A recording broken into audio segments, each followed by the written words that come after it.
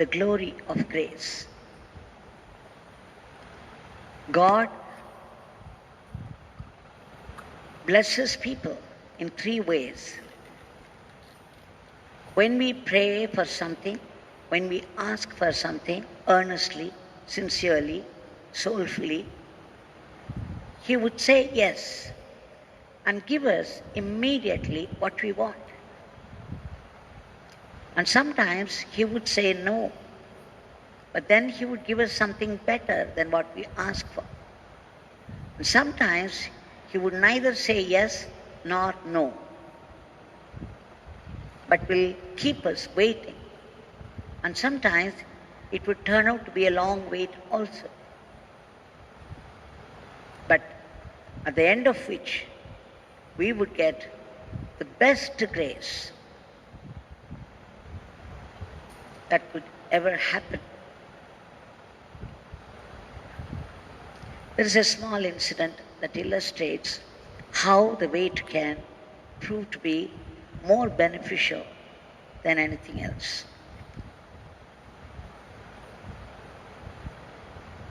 There is Sri Sundaraman Prabha. They are known to people. Their son's marriage took place when Swami had come to Sudama. Srimati Prabha was helping in the household of Sudama. Their son got married, and after that they had a certain prayer which they had to fulfill. They had taken a vow, the family, it is in the tradition of the family, to take a vow and then fulfill it. So after the marriage, they had to go to Swami Malai. And so they invited Bhagwan also to come and grace the occasion, and Bhagwan agreed. So on the auspicious day, we all went to Swami Malai, and their relatives also joined. Mrs. Prabha's brother, G. Venkatraman, the president of Chennai Satsang Samiti, and his wife. They also came, and after the function went off very well, we packed up and pushed on.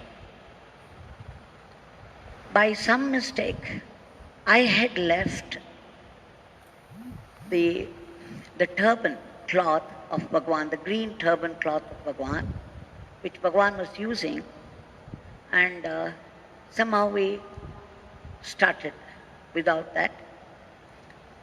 But after we went away, Mr. Venkatraman and his wife, they had come to the place and they found us lying there, and they knew that we had left it behind. So they picked up very happily, because it's a great fortune. And so they just took it and went home to Chennai and put it in the puja room. One day his wife suggested we should not keep it without his permission. Though we found it, we have to give it back to him, and we can take it back if he permits. So we have to go to Tiruvannamalai to offer it back to him. So the couple came to Sudama. At the time Bhagwan was there in Sudama. So they came there for darshan, and then they offered this green turban cloth, saying that they found it there.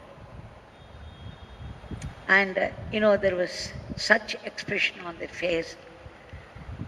I don't remember whether they voiced it out or not, but they so much wanted to possess it. Looking at their expression and their desire, which is justified, I asked Bhagwan, can they have it? Will you not please give them that? Unexpectedly, to my shock, great shock, and to their shock also, he said, "No, Devaki, you take it from them." And then he added, "We shall give them something better." And then, of course, with this assurance, they became all right again, because Bhagavan was saying something, so he was going to give something better than this. So they had no reason to complain anymore. And they went away, and after some time, I think Mr. Venkatraman left for the Gulf country where he was working as an engineer. One day, the old machine that they used at the site got damaged. It wasn't working. So they were going to use a new machine. And that day, Sri Venkatramanji came out of his room, came to the site, and was about to operate it. Just at the time, somebody came running, saying that there's a phone call for you in your room from Tiruvannamalai. At the mention of Tiruvannamalai, he ran. He ran away from the place. He might not have run otherwise, but the word Tiruvannamalai was magic. A call from Tiruvannamalai. And then he ran all the way immediately. And he took the phone, and then he found it was dead. The other side, there was nobody. He again and again tried, but there was no response at all. He was thinking, he was wondering, why? Who could have called me from Tiruvannamalai? And why isn't it working now? Why are they not calling again? Just when he was standing there and wondering, he heard the explosive sound from the site. He was shocked. For a minute, he did not know what was happening. When the understanding dawned on him, he realized that if he had been there operating the machine, and if it had exploded, it would have exploded on him. And he might have even lost his life. And suddenly he remembered, he recalled what Bhagavan said, Devaki, we will give him something better. So this is what Bhagavan probably meant. He has given me my life. He has given me, he has saved me from a certain death. So you see, how do we measure grace? How do we define it? So sometimes not giving what we want can also be grace. And then we would get something much, much better than that. Bhagavan used to say that the wind of grace is ever blowing all sides. There is the flow of grace, the pouring of grace, he would say. It's like rain, and it's pouring all the time on all sides. We have to learn to receive it. To know, to receive this grace, we need to have certain preparation of mind. We need some qualification. That is what is called tapas.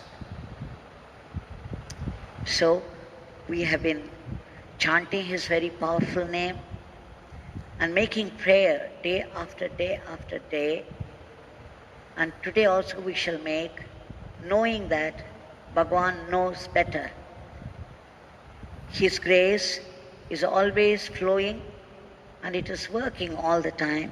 We do not know in what ways it is working, though of course some of us can understand how it's working. But the appearance and the reports are different. But still, we shall continue our prayer knowing that one day it will definitely happen, and very soon at that. Bhagavan